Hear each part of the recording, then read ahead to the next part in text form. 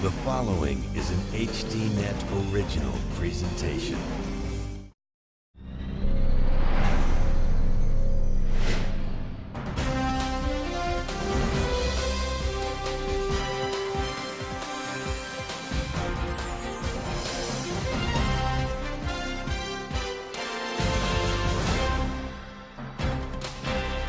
Good evening. Tonight, in honor of the start of the new baseball season, we'd planned to bring you an encore presentation of a program we did last year on the Dominican Republic's dominance among players in the major leagues. And we'll have that story in a few minutes. But first, some breaking news on another investigation we've been working on. Behind the Great Wall in China. One of that country's most important voices of dissent, a man who has displayed remarkable courage in openly defying Chinese authorities, and a man we've been profiling, has suddenly disappeared. His name is Ai Weiwei, and although you may not know him, Western governments, China watchers, and local activists worry that his arrest means that the Chinese government is moving in an ominous new direction. I think the most powerful tool to this kind of authoritarian society is to let the truth out. This interview took place just 10 days before Ai's arrest. A reporter and a cameraman for Dan Rather Reports had met him in Beijing for an investigation about internet censorship in China. The usage of internet still being seen as a very sensitive, even dangerous area. Ai is the latest dissident to be swept up in a new nationwide crackdown on anti-government activists. Since the popular uprisings began sweeping through the Arab world, authorities in China have been increasingly wary, tense, and on edge. In the last few weeks, dozens of prominent activists in China have disappeared into what is believed to be government detention, something that was very much weighing on Ai's mind when we talked to him.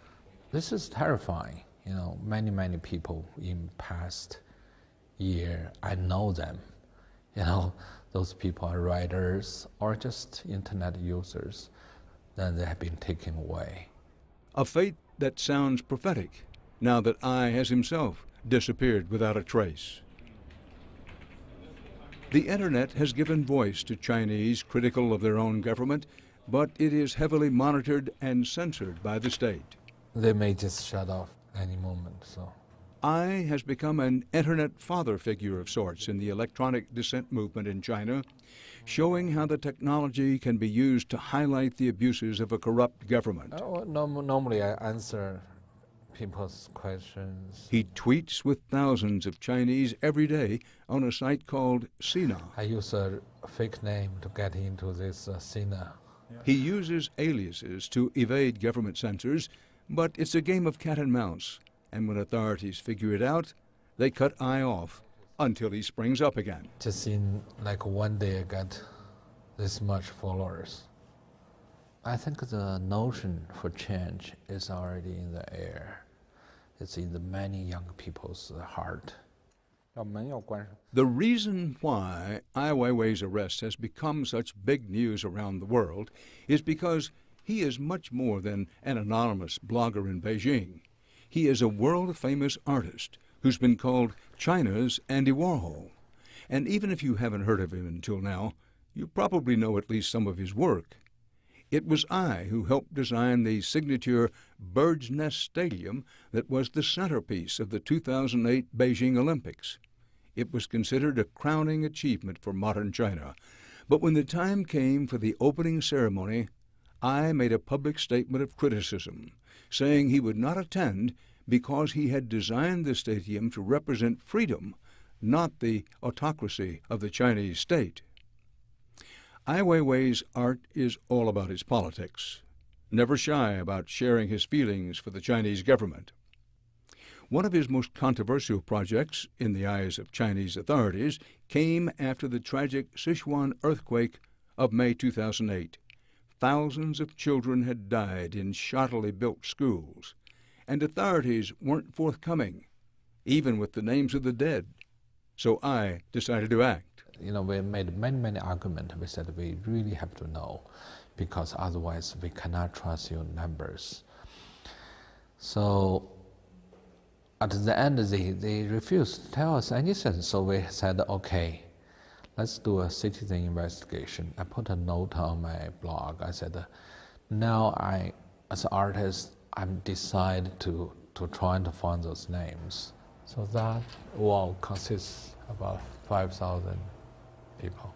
Ai's art and online activism had come together in a direct threat to Chinese authorities, and he and his followers were able to put names and details to the dead.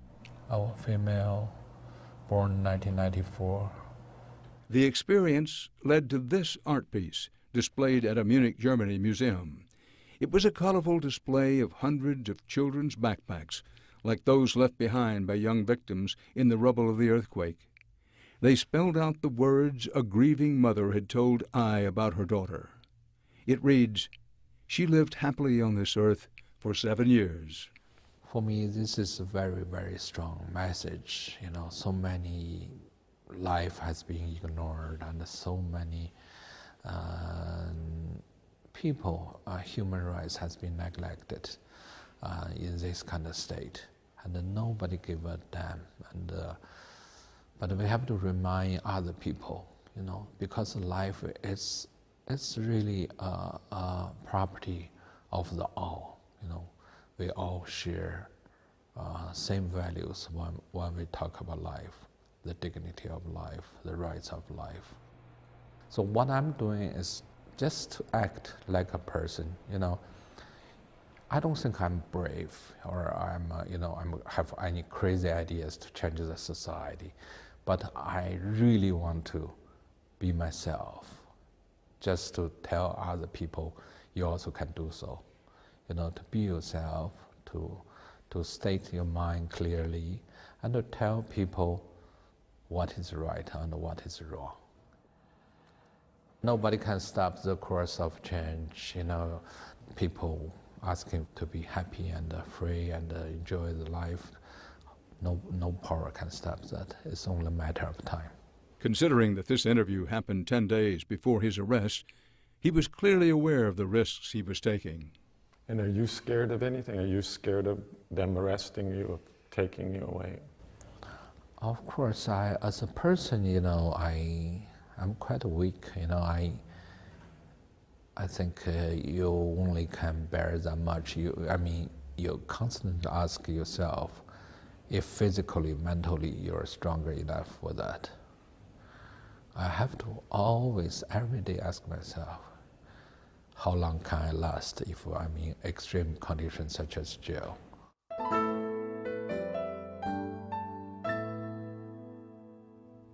China's Ai Weiwei. The German, French, and British governments have made formal pleas to the Chinese to release Ai Weiwei. We'll have a special investigation on China and the Internet called Behind the Great Firewall. That in the coming weeks. Up next tonight, a special report from the Caribbean, baseball, and the gold mine of talent coming from the Dominican Republic. So stay with us.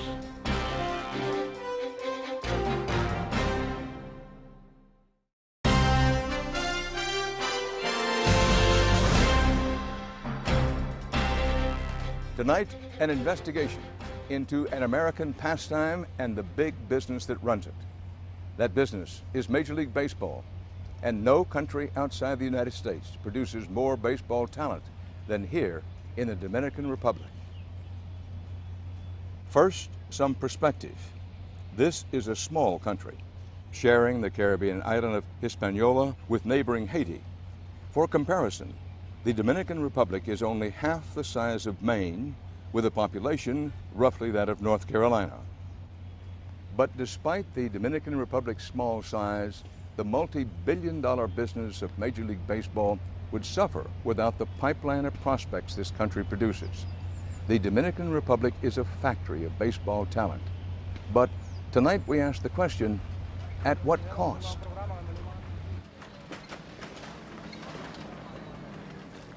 Our story begins with a simple fact. The Dominican Republic is poor. in many rural areas, desperately poor. Education is required only through the 10th grade, but many children never go to school at all. If they work, it's in the growing tourism industry, or many live at home to help their parents in the fields. There was a time when the country's fertile soil was known for producing sugar and coffee. Now the fields are growing another lucrative export. Everywhere you look, you'll notice a constant: baseball. To play baseball here doesn't necessarily involve a ball and a bat. Sometimes it's bottle caps, sticks. The field, a parking lot. It's not a national pastime, it's a national passion. We can practice baseball in any corner, even under the traffic lights. You can see people practicing baseball. But baseball in the Dominican Republic is not a children's game. It's a business, big business. And once these kids grow a little older, some will become part of the biggest open market for baseball players in the world. With dreams of making it big in the U.S., like megastar Dominican athletes Pedro Martinez or David Ortiz. Many children see baseball as a chance to hit the jackpot in a land with almost no other economic opportunities. In the Dominican Republic, baseball dollars can be seen everywhere, and kids will sacrifice anything to get them. The majority of the kids have no way of getting out of poverty. They're dropping out of school, and the only way that they can buy a home for their family, the only way that they can live decently, is to try to sign a major league contract. And it's all money. Money. More than stardom, more than fame, and more than the game. It's an economy that's driven by survival, and it begins at a very young age. No sé decirle, a mí me gusta el béisbol porque yo nací con la sangre de eso, para jugar eso. Desde chiquito estoy jugando vitilla y hasta mi mamá y mi papá lograron apuntar, a mí me apuntaron. 1 año y medio tengo aquí. Ve, yo soy pitcher y ahora yo voy a pichar para que me respeten a mí. Dame la pelota.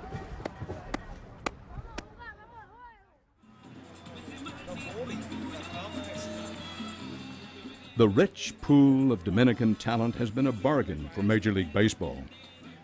For decades, they've mined the country for players they can sign at a fraction of the cost of American players. Major League Baseball has invested millions here, and each of the 30 professional baseball clubs has a training academy. The most luxurious one recently opened by the San Diego Padres.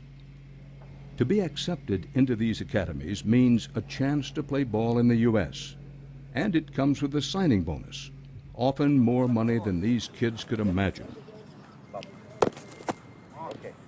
But the fierce competition begins at places like the well-worn fields of Santo Domingo with a coach like Homero Lahara. Even people who don't know baseball well know that Dominicans have a real passion for the sport. From where does that come?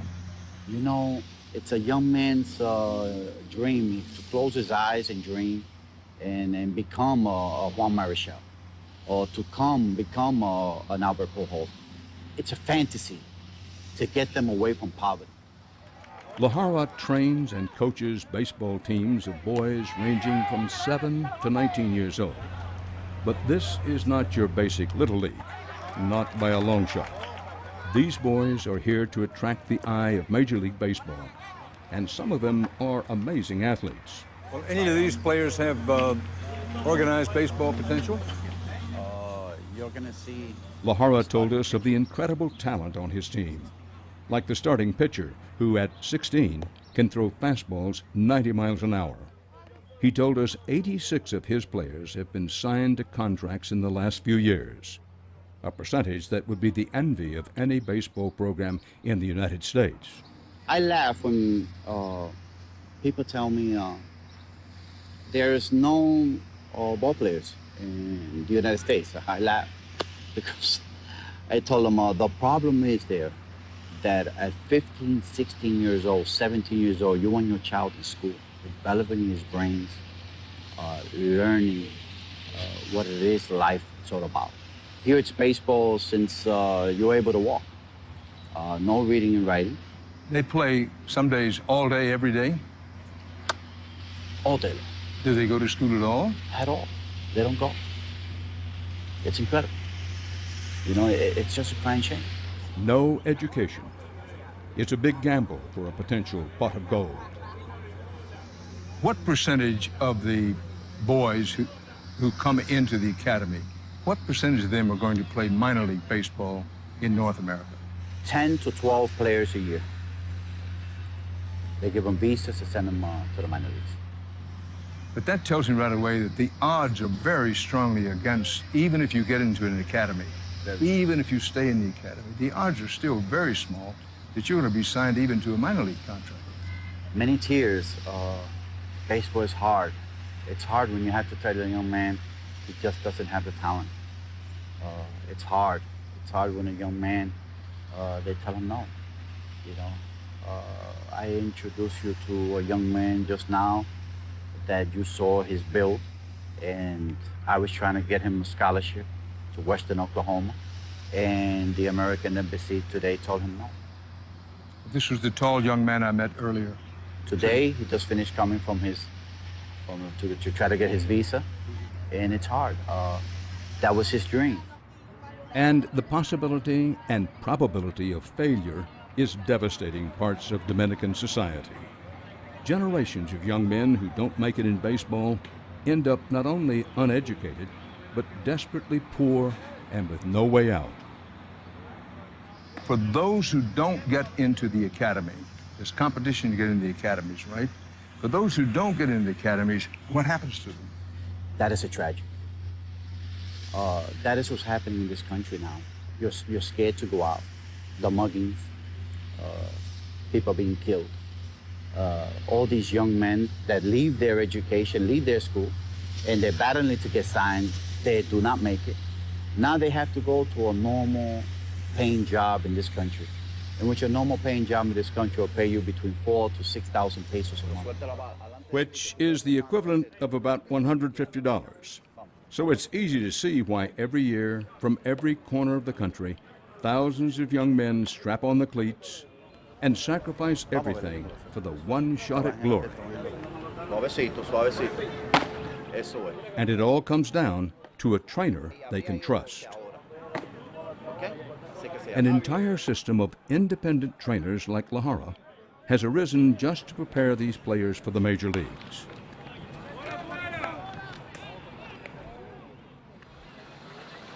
To get a closer look at the independent training system in the Dominican Republic, we went to San Pedro de Macorís, a small city that has produced some of the best Dominican ballplayers and is known as the cradle of shortstops.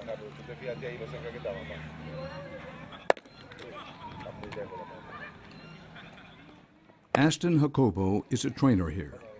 And if you want to see how the Dominican training system really works, spend a few hours here with his players under the Caribbean sun. This kid here he's only 14 years old. And we think that he's going to be a real star. Something like this kid Ramirez with the Marlins. A player like this 14-year-old switch hitter may someday mean a big payday for trainers like Jacobo. But first, they need intensive baseball training, and to do that may mean leaving home, oftentimes leaving school, and moving in with their trainer. Jeffrey. He provides everything, from coaching to cooking. The training is rigorous, often 7 days a week, many hours a day. Kids, usually for them to be a ball player, would work as hard as anybody can imagine. We have kids that we started them at the track and field in the morning, 6 a.m. Then after that, they get to the ball field at 8:30. They work from 8:30 to about 12:30, go back home, and some of them have to come back in the afternoon, those that are not in school. Tú eres pitcher, déjalo yo tranquilo, pitcher. Though Jacobo is an independent trainer, he's much more than that. He's a mentor, a provider, and oftentimes a surrogate father. And he's been very successful. His academy is now expanding to include a dormitory that will house up to 40 prospects. I'm helping my country, and I'm helping kids to become baseball players and fulfill their dreams. It's a big dream to become a ball player. Most players pay nothing up front and instead promise to give their trainers a percentage of their signing bonus. The average bonus, around $100,000. Jacobo charges between 5 and 35%. When they talk about the percentage that we charge on kids and stuff like that, they don't understand that here in Dominican, those kids are supported. You have to support them in everything. Sometimes you even have to support their family. I had a case last year, 2 years ago, where I had this player and his kid brother had asthma. His mother was going crazy, and I had to take care of that. Jacobo told us he even pays to send some of his players to school. And he says without independent trainers like him, players wouldn't realize their dreams. Here, if the kid doesn't have somebody like me to take care of him and support him since he's a little kid, then his chances are very slim. Trainers have come under scrutiny. In recent years, some have been associated with prospects who were caught using steroids and/or lying about their age and identity. Other trainers have been caught colluding with club officials for kickbacks on signing bonuses. Dominican baseball people have a word for these hustlers. They call them buscones. And some of the trainers are former players who've been rejected from baseball. Without an education or a way of making a living, they go back to the only thing they know. Bueno, yo pienso ser entrenador, ser unos entrenadores como esos de Grande Liga, que son famosos. Ellos llegan a la Euroliga, a Vladimir, llegan todo eso, y son famosos. Bueno, yo quiero ser como ellos. At 22 years old, Edgar Ferraria told us he's already been around the block in the baseball world. He said he began his training at the age of 6. By the time he was 20, he says the Anaheim Angels signed him, but let him go after they discovered he lied about his age. But Edgar was still determined to be a ball player. Cuando los angelinos de Anaheim me dejaron libre, yo me sentí, boté muchísimas lágrimas, grité, lloré mucho porque yo quería hacer Grande Liga. Lloré muchísimo, pero metí mano. Después de San Diego, un bucón de San Diego me vio. Ellos me vieron que yo todo el tiempo he tenido condición y la disciplina también. Entonces yo de ahí me recogieron, me filmaron y estaba con ellos ahí. Bueno, más o menos iba a viajar y por la cosa del hombro que se me inflamó, no pude hacer nada. Entonces quiero ser un entrenador y quiero desarrollar a los muchachos míos y ya esa es la única carrera que yo llevo. Edgar says that after being let go by the San Diego Padres, he became a trainer. Today, he has a cadre of young men and boys training every day from morning to night at his camp in what can only be described as primitive conditions. He also has 4 of them living with him in his house.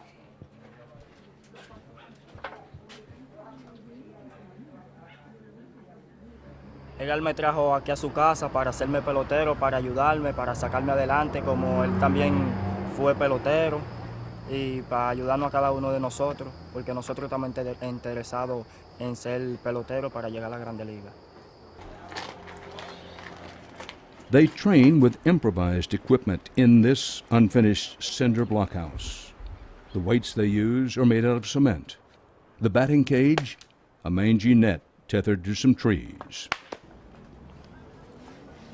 Estoy sacrificando muchas cosas, por ejemplo, la escuela, y estoy lejos de mi familia y de mis seres queridos, y metiendo mano aquí buscando una firma. Yo vine aquí que no sabía casi parar, no sabía batear, no sabía tirar, y él es el que me ha hecho pelotero a mí, que hoy en día, gracias a Dios, estoy gustando lo estrellado porque él me ha enseñado todo eso. But for these boys who have given up their education for a chance to learn from a man who says he has played with the Angels and Padres, they might be in for a surprise. When we tried to verify Edgar's story, we were told by the San Diego Padres that Edgar had come to their tryouts, but they never signed him. And the Anaheim Angels said their contract with Edgar was never approved by Major League Baseball because he'd lied about his identity. Why would Edgar try to change his identity? The answer lies in the value professional baseball places on young players, who are considered free agents and can sign at 16. But the player has only a small window of opportunity. A talented 16-year-old may get a huge signing bonus, but by 19, the same boy may be considered too old. With so much money up for grabs, age and identity fraud cases like Edgar's are common. But the cheating goes far beyond lying about your age. Here, you can buy steroids without a prescription. And of the major and minor league players suspended this year for steroid use, about half are from the Dominican Republic. Even some trainers admit it. Baseball has bred corruption here at all levels. Let me ask you, you've been doing this quite a while. Has any agent ever come up to you and said, I'll give you $500 or $5,000 if you will see that this young man signs with me, with the San Diego Padres or the New York Mets? Yes. It happens? Yeah. And you told them no? No. But there have to be some people who will tell them yes. Yes.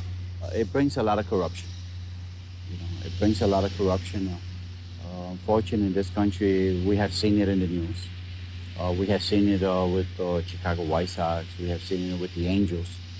We have seen it, the head of the Yankees here was replaced in the country also. Jose Rios was replaced, and his boss from the Washington Nationals. You see it, the corruption is there. Help me help the audience understand. How do you stop boys and young men from taking steroids or lying about their age to get ahead in baseball? Everything is knowledge. It's not the young kids. They're innocent to the fact that they're very ignorant. They barely know how to write. They know absolutely nothing. And these agents come and they offer these kids ability to change their ages and give them steroids. And it's honestly, to me, it's just the agents. If we keep the same methods that we are, it's not going to stop. But we have to start somewhere. We have to find a solution. But it may be beyond a Dominican solution. Major League Baseball, which invests millions in the Dominican Republic, has said enough is enough. The abuses that exist there are so extensive that they have to be addressed. Team in 2000 when we had In March 2010, Sandy Alderson was charged by Major League Baseball Commissioner Bud Selig with cleaning up the bad practices associated with Dominican baseball. Alderson's the former general manager of the Oakland Athletics, and he was the chief executive of the San Diego Padres. He has a reputation for getting the job done. We met with him at Major League Baseball's headquarters on New York's Park Avenue. Well, we made it our business to speak to a fair number of people in the Dominican Republic. Several of them have said what I suspect you must have heard, that the practices that you, which is, say, Major League Baseball, are now engaged in, what you're trying to eradicate and or control, are a direct product of Major League Baseball. Do you agree with that or disagree? I would largely agree with that. We've created a system down there that has real problems. One of the values that's placed on Latin players is their youth, is the ability to get them at such a young age. But I think that to some extent we've created an unrealistic environment. If you think about the average 16-year-old in this country, gangly, probably not terribly strong, not fully developed, certainly as still an adolescent. But what happens in other countries where these 16-year-olds are perceived to be so attractive athletically, we create a monster. We've got somebody who's 19 who portrays himself as 16. We've got somebody that takes performance-enhancing drugs to bulk up from 160 pounds to 190 pounds, all because of this notion that the ideal signee is a 16-year-old with great bat speed or terrific arm or the kinds of things you just don't find very often in 16-year-old kids. And if the U.S. government determines a young player has lied about his age, his visa will be denied. He won't play in the United States, and the baseball club will lose the signing bonus they pay. So, what is Sandy Alderson doing to address Major League Baseball's Dominican dilemma? That part of the story is next.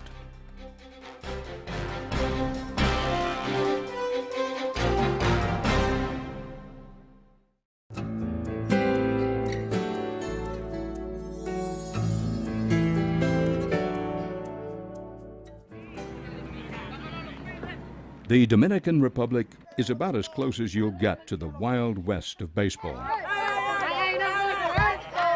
For years, lawlessness was the rule, not the exception.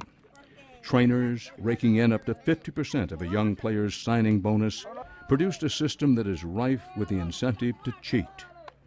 Major League Baseball's Sandy Alderson has been charged with the task of cleaning up baseball down here.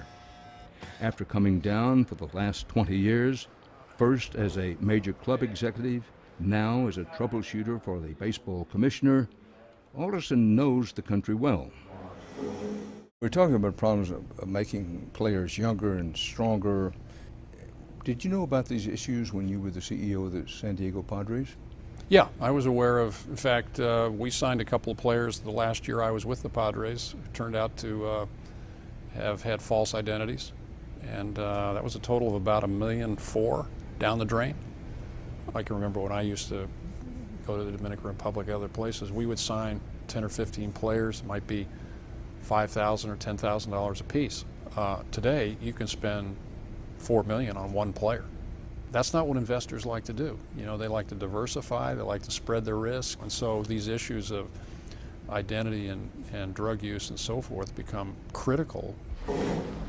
For the past 7 months, Alderson has been implementing a series of programs and protocols trying to reduce these risks and protect baseball's bottom line. The focus, testing and verifying prospects before they have a contract. This year we signed up 40 players in advance of their signing a contract. We tried a pilot program to do identity investigations and drug testing before they ever signed a contract.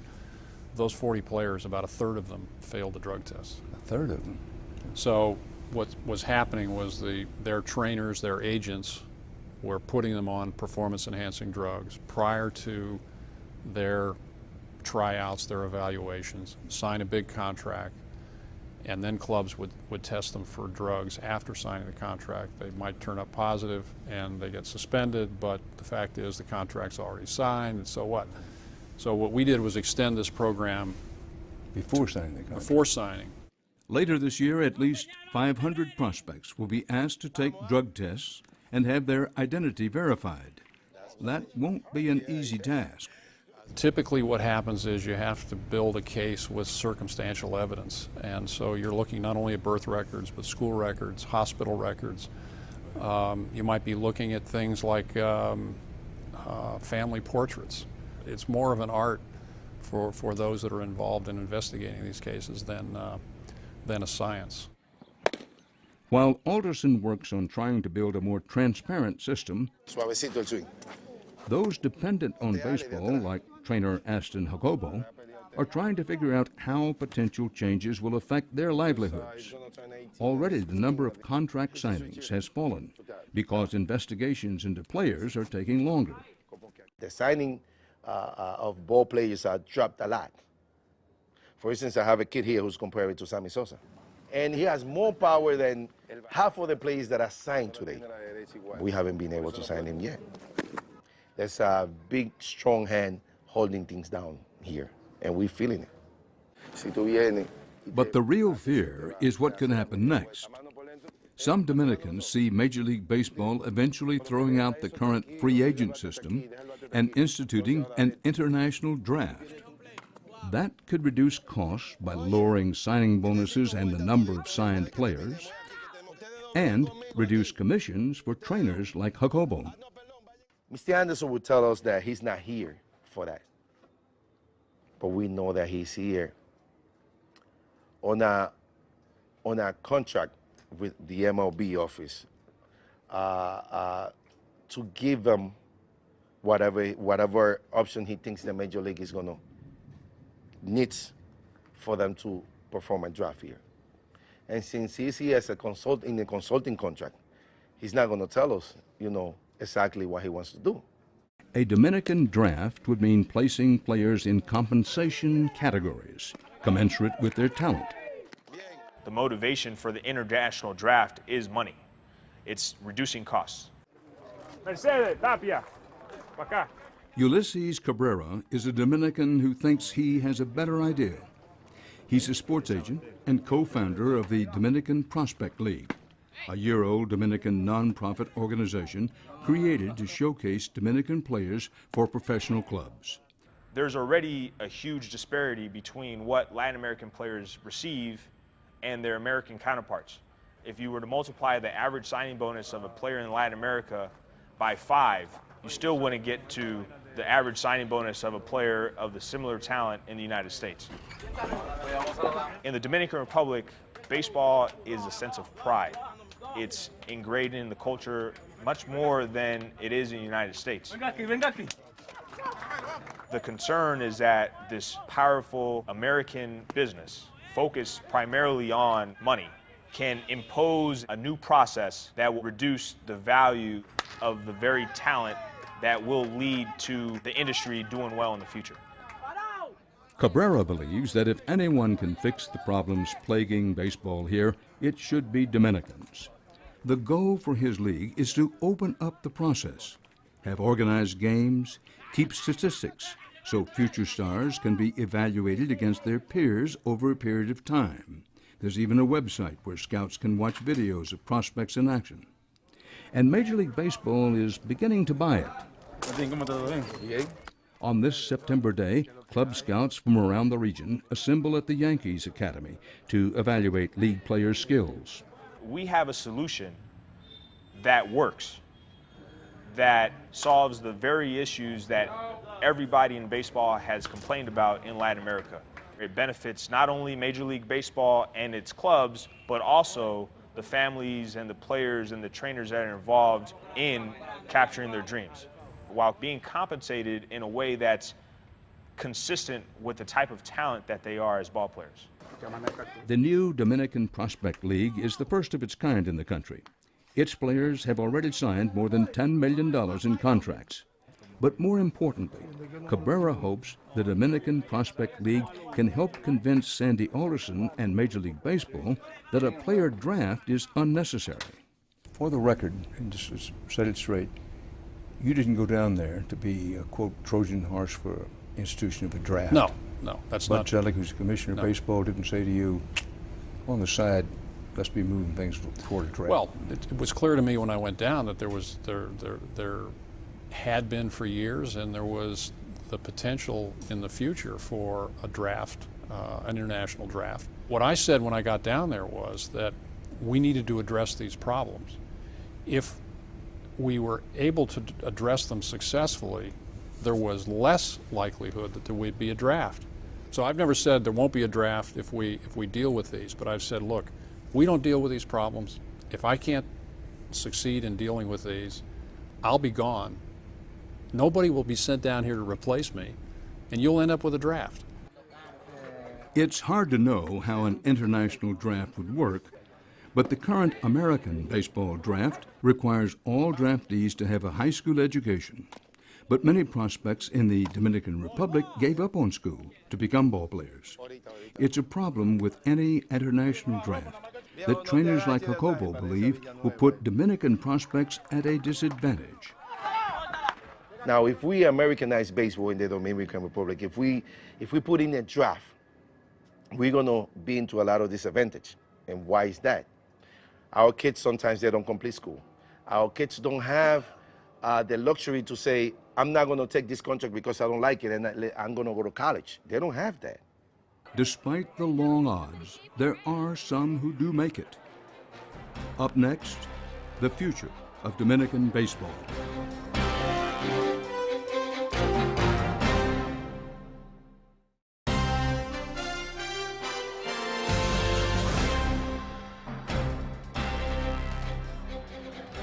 It's a balmy August evening in New Jersey at Mercer County Waterfront Park, home to the Trenton Thunder Baseball Club. the minor league AA team for the mighty New York Yankees. As the players warm up on the field, the crowd fills in with excited young fans eager to hold on to the last days of summer. Minor league baseball, even more than the big leagues, is where the ideal of the American pastime really comes to life. The towns are often small, the ballparks intimate, and the tickets, hot dogs, and beer aren't too expensive. Many a 10-year-old has sat in these stands and dreamed of future glory on the diamond. But increasingly, the kids in the seats and the men on the field come from completely different worlds. It's remarkable to think that 25% of all minor league ball players now hail from the Dominican Republic. They are living a dream, but it's as much about earning a living as playing a game they love. For them, even their modest salaries of a couple of $1,000s a month mean they have hit the big time. Wilkins de la Rosa is a 25-year-old pitcher. Ha cambiado mucho ya que yo vengo de una familia bien pobre y la oportunidad que yo tuve de tener un contrato y de conseguir algo de dinero, lo cual nos pudo ayudar a tener nuestra propia casa y nos ayudó financieramente a tener muchas cosas que no podíamos conseguir ya que no teníamos la posibilidad.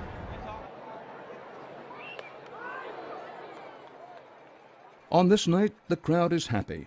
The home team has won, and the evening ends with a fireworks display. A couple of weeks later, the season ends. The young fans go back to school, and the players go back home. For many of them, that's the Dominican Republic.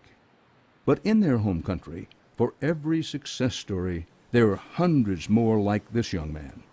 His name is Carlos Miguel Lara. He is 23 years old, and baseball has given up on him long before he was ready. Oye, en este país hay tres cosas que para tú llegar a tener dinero en este país, tú tienes que ser una de las tres. Ser artista, ser pelotero, ser funcionario. Entonces, el ser artista, tú tienes que ser rico desde que naciste, prácticamente, o tener la suerte. El ser funcionario, tú tienes que robar para tú poder ser funcionario. Y el ser pelotero, tú puedes ser pelotero desde que tú eres pobre. And Carlos was poor. But he had a dream to be a professional baseball player. A dream that ended when the young pitcher injured his throwing arm.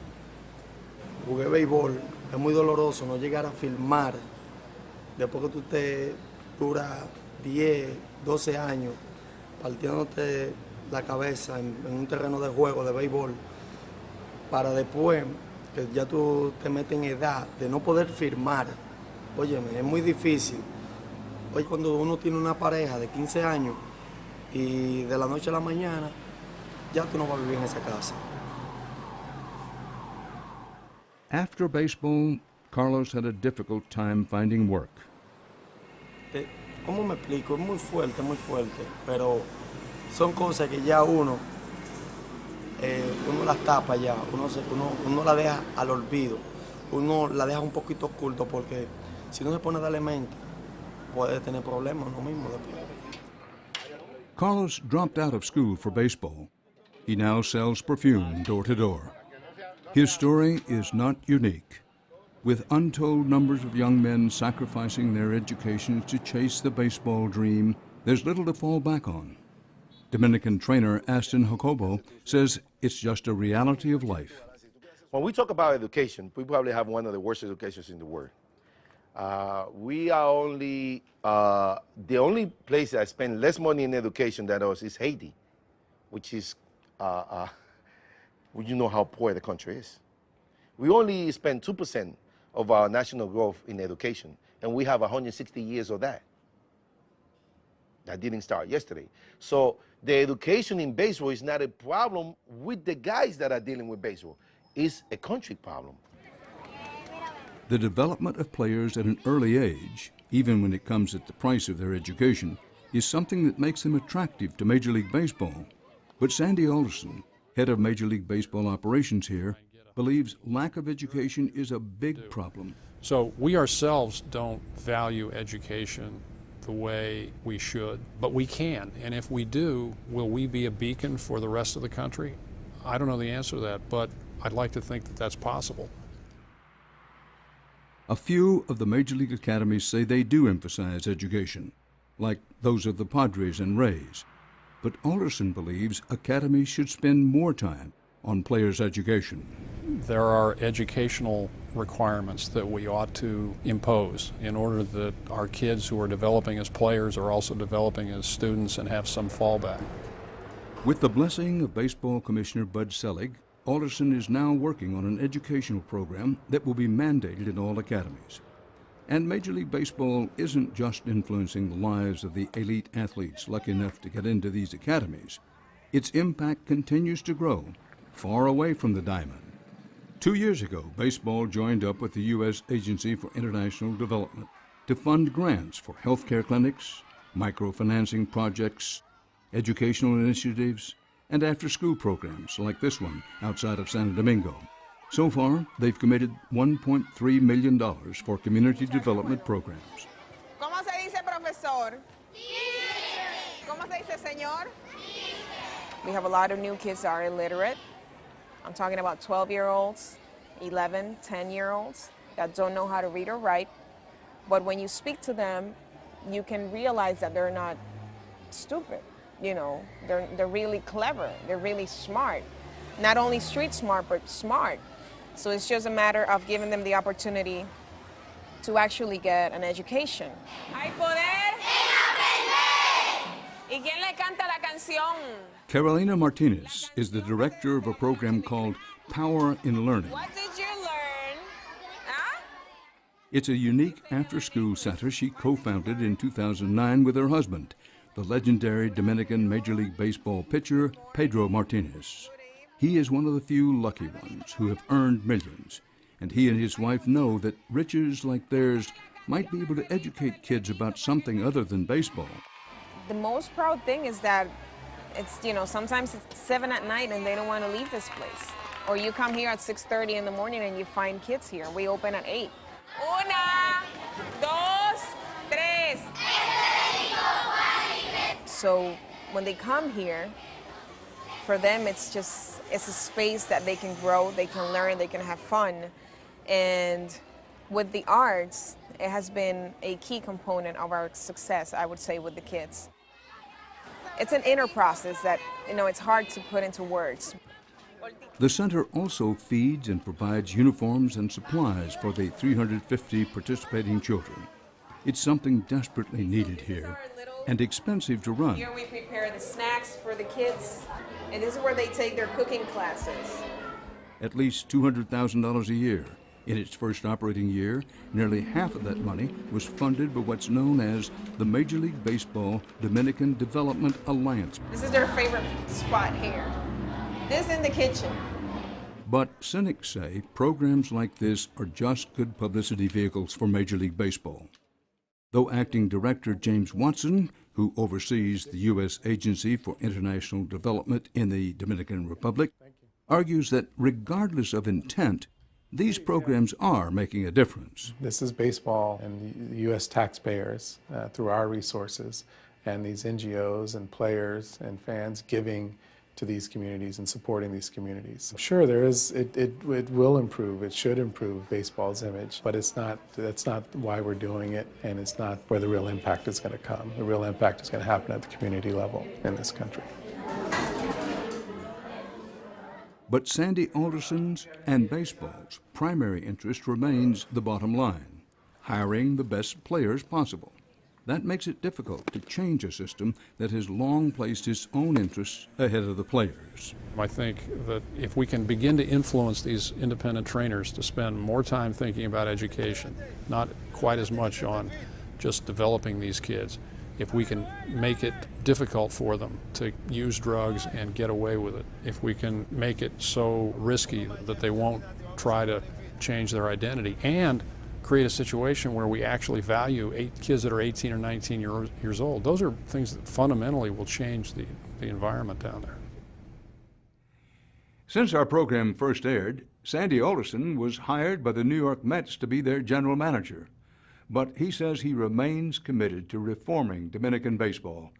Last month, Alderson attended a two-day conference in Santo Domingo where Major League Baseball executives and members of the local baseball community were joined by American and Dominican government officials to discuss the problems we've reported on tonight. And that's our program for this evening. For HDNet, from New York, Dan Rather reporting. Good night.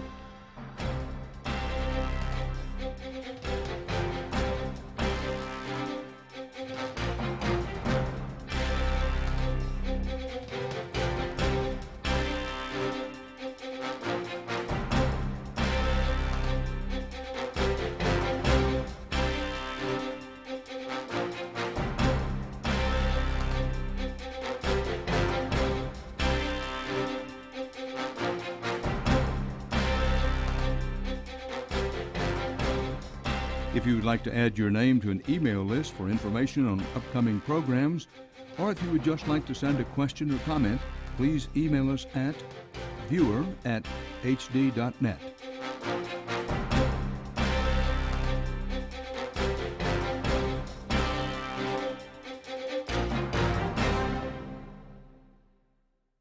Bird's Nest Stadium that was the centerpiece of the 2008 Beijing Olympics. It was considered a crowning achievement for modern China. But when the time came for the opening ceremony, Ai made a public statement of criticism, saying he would not attend because he had designed the stadium to represent freedom, not the autocracy of the Chinese state. Ai Weiwei's art is all about his politics, never shy about sharing his feelings for the Chinese government. One of his most controversial projects, in the eyes of Chinese authorities, came after the tragic Sichuan earthquake of May 2008. Thousands of children had died in shoddily built schools, and authorities weren't forthcoming, even with the names of the dead. So Ai decided to act. We made many arguments. We said we really have to know, because otherwise we cannot trust your numbers. So at the end, they refused to tell us anything. So we said, okay, let's do a citizen investigation. I put a note on my blog. I said, now as an artist, I'm decided to try to find those names. So that wall consists of about 5,000 people. Ai's art and online activism had come together in a direct threat to Chinese authorities, and he and his followers were able to put names and details to the dead. A female, born 1994. The experience led to this art piece, displayed at a Munich, Germany museum. It was a colorful display of hundreds of children's backpacks, like those left behind by young victims in the rubble of the earthquake. They spelled out the words a grieving mother had told Ai about her daughter. It reads, "She lived happily on this earth for 7 years." For me, being through the Arab world, authorities in China have been increasingly wary, tense, and on edge. In the last few weeks, dozens of prominent activists in China have disappeared into what is believed to be government detention, something that was very much weighing on Ai's mind when we talked to him. This is terrifying.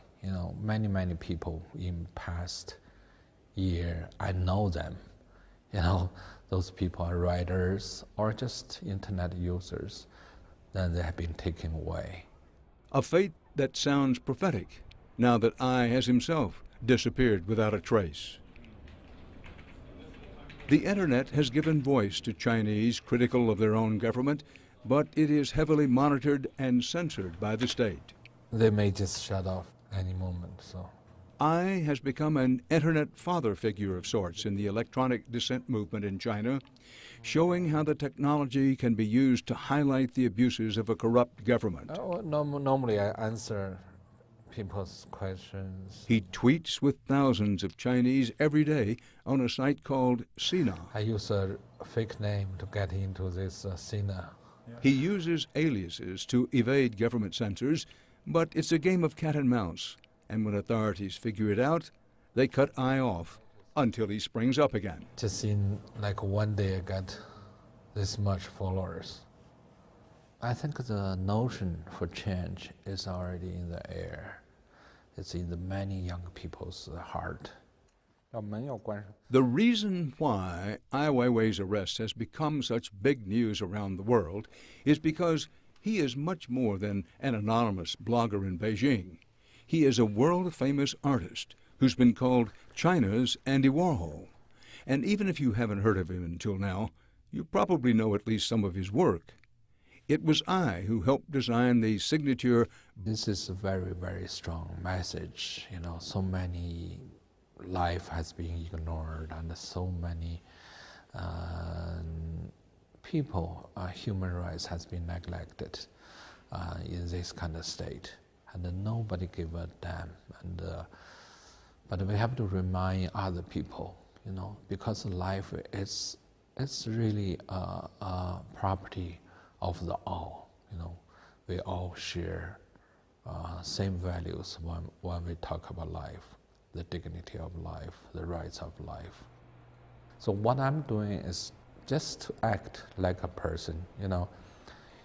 I don't think I'm brave or have any crazy ideas to change the society, but I really want to be myself, just to tell other people you also can do so.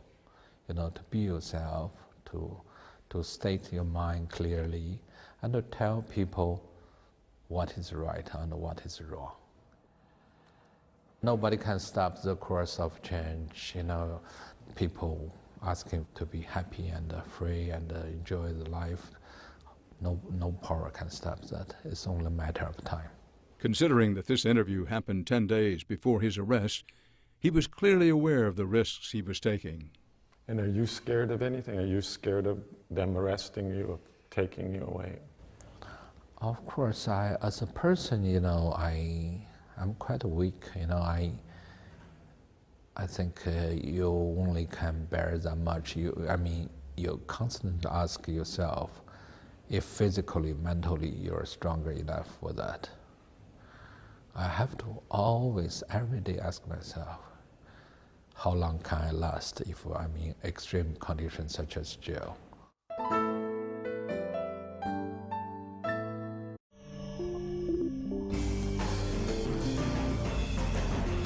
The following is an HDNet original presentation.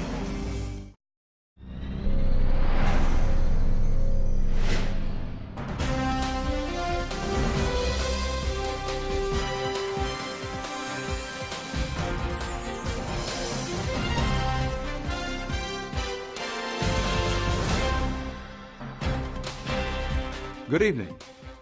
Tonight, in honor of the start of the new baseball season, we'd planned to bring you an encore presentation of a program we did last year on the Dominican Republic's dominance among players in the major leagues.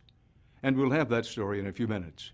But first, some breaking news on another investigation we've been working on. Behind the Great Wall in China. One of that country's most important voices of dissent, a man who has displayed remarkable courage in openly defying Chinese authorities, and a man we've been profiling, has suddenly disappeared. His name is Ai Weiwei, and although you may not know him, Western governments, China watchers, and local activists worry that his arrest means that the Chinese government is moving in an ominous new direction. I think the most powerful tool to this kind of authoritarian society is to let the truth out. This interview took place just 10 days before Ai's arrest. A reporter and a cameraman for Dan Rather Reports had met him in Beijing for an investigation about internet censorship in China. The usage of internet still being seen as a very sensitive, even dangerous area. Ai is the latest dissident to be swept up in a new nationwide crackdown on anti-government activists. Since the popular uprisings began sweeping China's Ai Weiwei, the German, French, and British governments have made formal pleas to the Chinese to release Ai Weiwei. We'll have a special investigation on China and the internet called Behind the Great Firewall. That in the coming weeks. Up next tonight, a special report from the Caribbean, baseball, and the gold mine of talent coming from the Dominican Republic. So stay with us.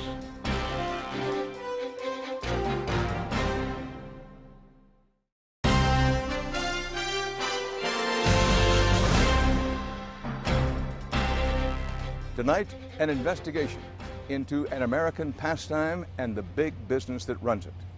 That business is Major League Baseball, and no country outside the United States produces more baseball talent than here in the Dominican Republic. First, some perspective. This is a small country, sharing the Caribbean island of Hispaniola with neighboring Haiti. For comparison, the Dominican Republic is only half the size of Maine, with a population roughly that of North Carolina.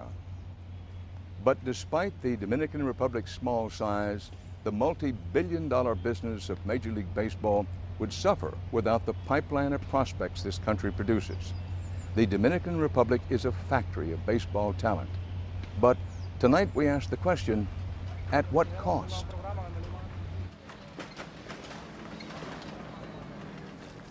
Our story begins with a simple fact.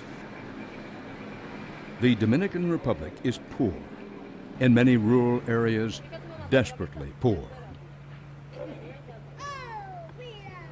Education is required only through the 10th grade, but many children never go to school at all.